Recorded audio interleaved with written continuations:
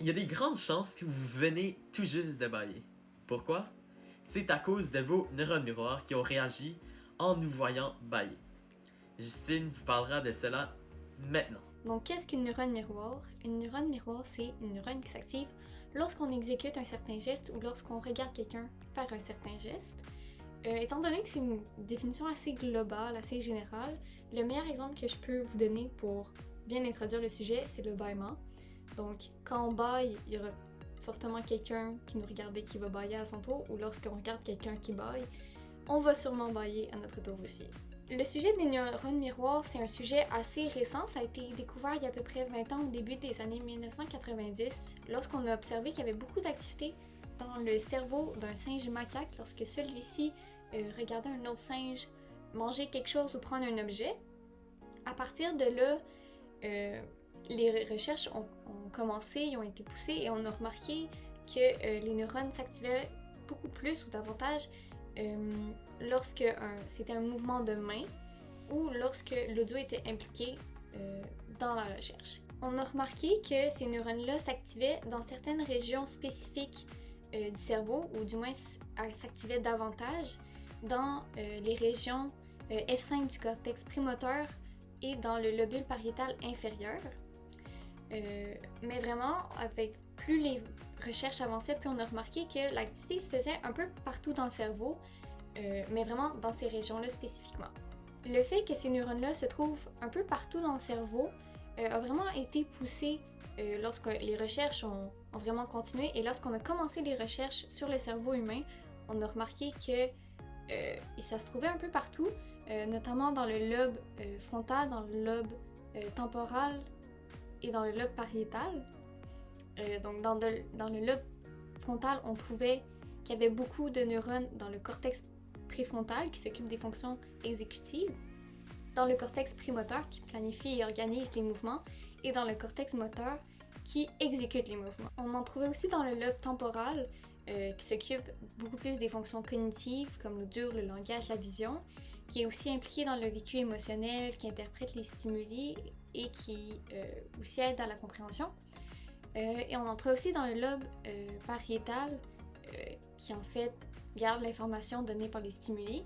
Et c'est aussi là qu'on trouve le lobule pariétal inférieur, donc la partie où on avait remarqué qu'il y avait beaucoup d'activité chez le singe. Donc comme vous pouvez remarquer, il y en a vraiment un peu partout dans le cerveau, et c'est pour ça qu'on n'est pas capable de bien mettre le doigt sur où se trouvent les neurones spécifiquement, et c'est pour ça qu'on ne va pas nécessairement parler de neurones miroirs, mais plus d'un système miroir ou d'un système de neurones miroirs. Donc, comment on en arrive à avoir un neurone miroir?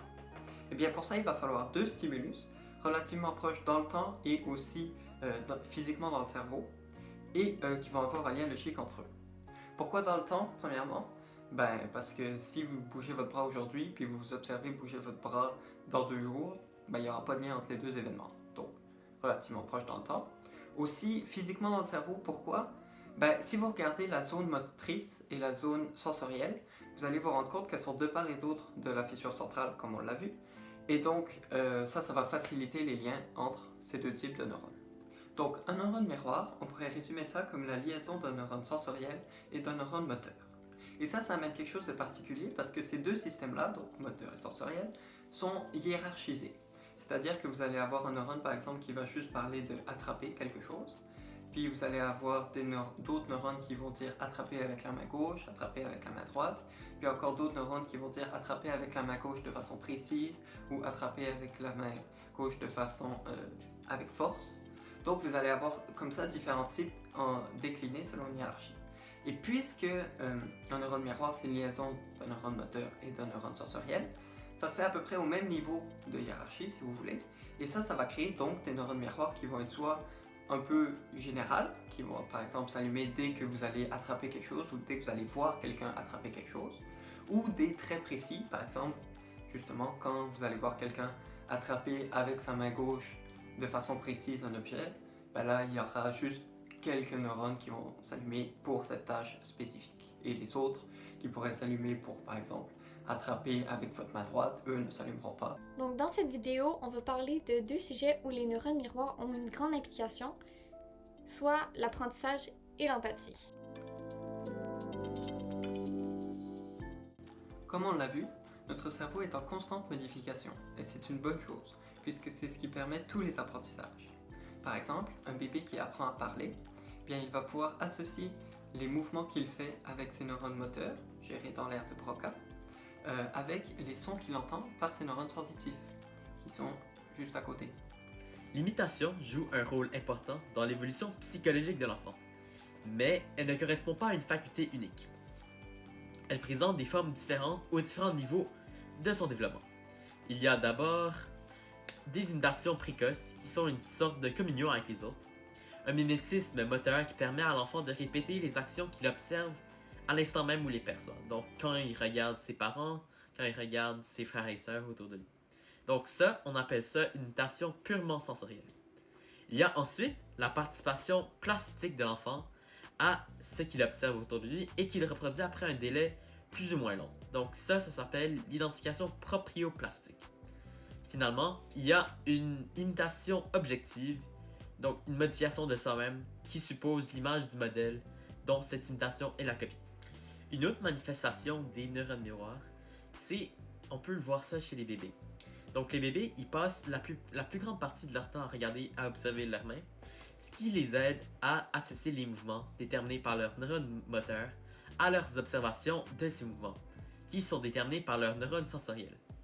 Malgré ce qu'on pourrait penser, ce processus d'association ou de création de liens entre les neurones moteurs et sensoriels peut être très rapide. Donc il y a une communication entre la partie motrice du cerveau et la partie sensorielle. De la même façon que le cerveau associe les mouvements aux visions ou aux sons, il est aussi capable, encore grâce au système de neurones miroirs, de reconnaître des émotions chez les gens que l'on côtoie, similaires à celles que l'on peut éprouver. En effet, les symptômes physiques de la tristesse, par exemple, peuvent être reconnus chez un ami et mener à une sensation similaire chez nous, basée sur l'expérience d'une tristesse passée et sur le caractère inné des émotions. Cela nous mène à parler de l'empathie. Et donc maintenant, si on revient au bâillement dont parlait Justine, on se rend compte que le neurone qui observait le bâillement est lié directement, donc dans un neurone miroir, au neurone qui s'occupe de vous faire bâiller. Et donc c'est pour ça que dès que vous voyez quelqu'un, vous allez bâiller, ou même si vous en entendez parler, ou si parfois même si vous entendez le son, ça peut vous faire bâiller directement parce que le lien existe et il est direct. Et le cerveau fonctionne aussi un peu de la même façon avec l'empathie. Parce que quand vous allez voir quelqu'un pleurer, par exemple, il va avoir un neurone miroir qui va s'associer au fait quand vous pleurez. Et donc, ça explique par exemple que certaines personnes qui sont très sensibles et qui ne retiennent pas beaucoup leurs émotions, dès qu'elles vont voir par exemple un ami qui pleure, elles vont se mettre à pleurer aussi, un peu pas de façon incontrôlée, mais justement sans pouvoir le contrôler, parce que la liaison est directe. Donc selon Wallin, l'empathie semble liée à l'imitation. Selon lui encore, l'imitation est une forme d'identification, un modulage postural qui permet d'éprouver les sentiments de celui que nous observons, car cela entraînerait automatiquement chez les observateurs des réactions similaires à celles de la personne qu'on observe. Cela serait donc à la base de l'empathie qui existe entre nous, les êtres humains. Selon Gallès, les structures nerveuses impliquées dans nos actions ainsi que dans nos émotions s'activeraient également lorsqu'on observe ces mêmes comportements, ces mêmes choses chez les autres. Les neurones miroirs qui permettent de comprendre et de reproduire les actions des autres permettraient donc aussi de comprendre ce qu'ils ressentent. L'empathie comprend plusieurs composantes, soit une composante cognitive qui nous permet de se mettre dans la peau des autres et de visualiser un peu comment les autres y voient, y perçoivent les choses, et une composante affective qui nous permet de partager l'émotion des autres, donc l'émotion de la personne que nous voyons. Donc c'est sûr que c'est juste un exemple, mais quand on sait à quel point le langage est important dans notre vie de tous les jours, c'est sûr qu'on se rend compte comment les neurones miroirs peuvent être essentiels pour les êtres humains et à quel point ils sont fascinants. Merci.